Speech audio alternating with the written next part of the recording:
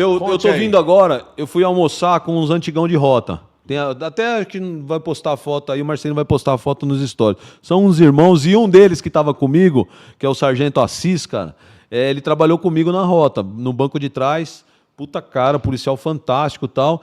E o Sargento Inocêncio também. Esses caras agora deve ser tudo tenente aposentado, mas estavam almoçando comigo lá. Eu vou falar sargento porque eu era tenente, os caras eram sargentos, e eu gravo a graduação de quando trabalhamos junto, né? E o Inocêncio falou: chefe, conta aquela ocorrência, porque eu fui a viatura de rota que conduziu ele pro DP.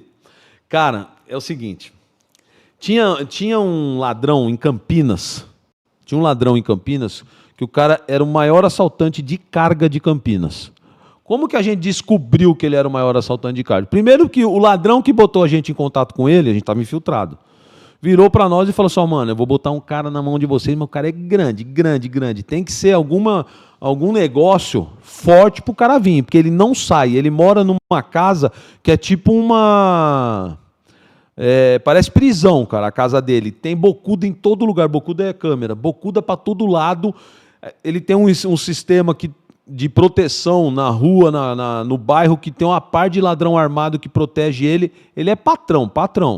Não sei como é que vocês vão atrair esse cara, mas vocês vão pegar um cara forte. Deixa eu ver se eu falo o apelido dele aqui. Não, melhor não. Inventa outro apelido. Não, né? Inventa outro. Melhor não. O Caquinha. O apelido dele no crime é um bichinho de cabeça não sei peluda. Falar. Caquinho, Aí, mano, o que acontece? Falei: caraca, mano, mas é desse nível? Ele falou: o cara é foda. Bom, eu tava levantando um trampo para tentar chegar nos caras que tinham feito o resgate no 45DP. E no resgate do 45DP, onde mataram o sargento com tiro de fuzil na cabeça, que eu já contei uma outra situação dessa daí, o Andinho, que também é patrão no crime, tinha algum envolvimento nisso daí. Que ele é de Campinas. O Andinho é um dos maiores ladrões que teve em São Paulo, na região ali de Campinas. É o que matou de fuzil a cigana e tal. Bom, nessas cruzamentos, porque você imagina, a gente ficava 10, 12 horas no telefone com o ladrão e conversava. Um dia me lembra de eu trazer a minha mochila com papéis dessa época para você ver. E aí, cara, a gente entrelaçando as coisas, eu conheci um cara que tinha contato com esse ladrão em Campinas. E nós jogamos para ele que a gente queria fazer contato com ele. E era negócio de droga que a gente estava tentando armar. Era negócio de droga e um resgate de um preso. E esse cara, velho, e eu tentei, ele estava arisco, ele não vinha de jeito nenhum porque ele estava foragido. Bom, do nada, num dia que esse cara me liga, ele fala: irmão, é o seguinte, tô indo para São Paulo, tô eu, um parceiro e uma mina. Se você quiser encontrar, a gente se encontra, tem que ser na Sul. Falei: porra, fechou, cara, vamos encontrar. Sabe aquela esfirra Imigrantes, na Ricardo Jafé? Mano, essa casa de esfirra, ela é tradicional pra caramba na Ricardo Jafé, famosa. Puta esfirra boa e bem conhecida. Eu lembrei daquela esfirra, porque eu já tinha comido lá, marquei lá, né, mano? E foi o pelotão de rota vespertina lá, tava o tenente, acho que era o tenente Racorte, mas esse sargento que almoçou comigo hoje, o Inocêncio, tava no pelotão. Bom, cara, nós sentamos e começamos a trocar ideia com esse cara, velho. Tava ele, mais o outro e a mina. Eles vieram com entorpecente para fazer o negócio. Mas eu tinha noção do tamanho do cara que ele era. Porque, na verdade, ele era ladrão de carga, ele comandava a quadrilha de ladrão de carga, mas ele trouxe o outro parceiro que estava com ele, que era no tráfico.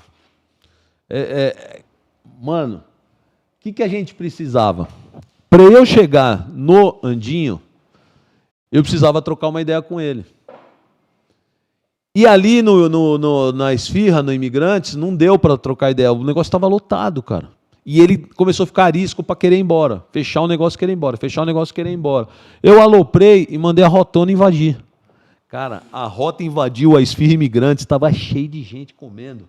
Foi uma gritaria, os caras entraram de fuzil, foram fazendo conduta de patrulha até o fim da loja onde a gente estava. E o que eu fiz? Eu separei esse diabo, vanhoé na cabeça dele, para levar ele num outro local para a gente conversar com ele. E os caras com o outro cara e camina segurando. Falei, eu preciso de alguns minutos para conversar com ele para ver se ele vai dar o que eu preciso. Bom, detalhe, conversamos com ele, ele deu alguma informação importante, mas não foi exatamente o que eu precisava. E depois ele foi, teve até uma situação engraçada, que agora no almoço a gente estava rindo, que a gente estava conversando com eles, todos nós de vanhoé. Porque como a gente... Ivanhoé, aquela que só aparece o olho. Porque como a gente estava infiltrado, esses caras não podiam ver a cara da gente. Sim. Eu ainda não tinha feito nada com eles, era aquele primeiro dia. Dentro da esfirraria, eu estava de cara limpa, então eu não precisei botar Ivanhoé. O outro que estava comigo lá dentro, de cara limpa, mas os outros do grupo que ele não conhecia, a gente manteve com Ivanhoé para não ficar todo mundo inabilitado, vamos dizer assim. Se precisasse dar alguma continuidade, eu tinha mais mão de obra sem ter escrachado para ele. Então eu estava de cara limpa, o outro que estava comigo na mesa de cara limpa, mas chegaram mais 4 policiais, todos de vanhoé para conversar com ele. E um sargento começou a brigar com o outro sargento, cara, por causa do Ivanhoé, porque o que acontece? Mano, o negócio era muito louco. O Ivanhoé, falando, não estava saindo o som, o sargento pegou a faca e abriu o Ivanhoé para poder sair o som, ficar mais alto o volume. E o Ivanhoé era do outro sargento, que era da época que ele era recruta na rota, ele tinha aquele Ivanhoé e tal. Meu, os caras começaram a discutir, brigar. Acho que o ladrão, ele olhou e falou assim, mano, esses caras são malucos, velho. Eles estão brigando entre eles, não comigo. Estão quase saindo na mão, puta discussão acalorada dessa. Foi com essa discussão dos 2 sargentos, um é sub hoje, né, que é doido de tudo, e um sargento, eles começaram a discutir. Com essa discussão deles, o ladrão se apavorou, porque foi feia a mesma discussão, eu tive que intervir, parar de conversar com o ladrão para intervir e tal, que o ladrão resolveu soltar uma informação importante, que depois gerou uma prisão boa para mim. Mas, para você ter ideia do nível desse cara, a viatura da Vespertina encostou, levou todo mundo para o DP, eles foram autuados em flagrante. Acabou o flagrante, eles foram levados para o CDP de Pinheiros. No dia seguinte, a quadrilha resgatou eles de dentro do CDP. Caralho. No primeiro resgate que ele foi resgatado na P, não sei qual P de Hortolândia, que são 3, os caras mataram um agente penitenciário para resgatar ele. Isso foi antes de eu prender. Na segunda vez, eles invadiram ali no CDP de Pinheiros e tiraram ele ali de dentro. Um dia depois que eu prendi ele. Você vê o nível do ladrão que estava com a gente.